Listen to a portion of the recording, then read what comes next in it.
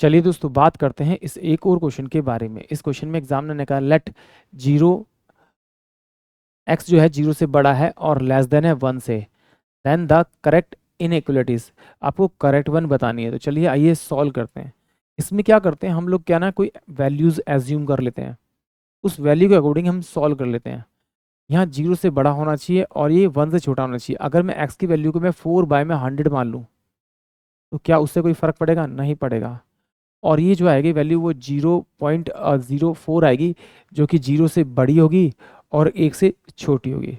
तो अगर मैं यहाँ पर x की जगह पे इसकी वैल्यू रखूँगा तो मेरे पास जो वैल्यू आएगी वो 0.04 आएगी। और अंडर रूट में x की वैल्यू रखूँगा तो ये अंडर रूट से 2 बाहर आएगा और 10 बाहर आएगा, यानी कि पॉइंट आपका 2, ये इसकी वैल्यू बन जाएगी आपकी। उसके बाद मैं इसका स्क्वायर सॉल्व करूँगा तो मेरे पास 16 होगा, तो ये मेरे पास में कितना हो जाएगा आपका 10,000 हो जाएगा। तो मैं इसकी जगह आप लिखता हूँ, एक्स की स्क्वायर की जगह लिखता हूँ आपका 0.0016, ये इसकी वैल्यू मैं लिख सकता हूँ। अब देखिए ये क्या कह रहा है कि ये वाली जो वैल्यू है वो सबसे बड़ी है, एक्स का स्क्वायर जो सबसे बड़ा है, जबकि ये सबसे छोटा है क्योंकि पॉइंट के बाद में सबसे दूर है और ये पॉइंट के बाद सबसे पास में है। तो ये अंडर रूट एक्स वाला क्या होगा? सबसे बड़ा होगा। यानी कि सबसे लास्ट में तो मुझे रूट एक्स चाहिए, इसमें है ही नहीं, इसमें है ही नहीं, इसमें है ही नहीं, यानी कि ऑप्शन सी ही मेरा इस क्वेश्चन का करेक्ट आंसर होगा। एक बार रख के देख लेते हैं।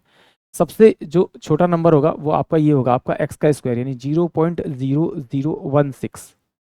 फिर उससे बड़ा जो नंबर होगा आपका वो होगा आपका आपका 0.04, और उससे जो बड़ा होगा वो 0.2 होगा। यानी कि ऑप्शन सी जो होगा वो इस क्वेश्चन के लिए करेक्ट होगा, क्योंकि जीरो के जितने पास कोई नंबर होता है वो उतना ही बड़ा होता है।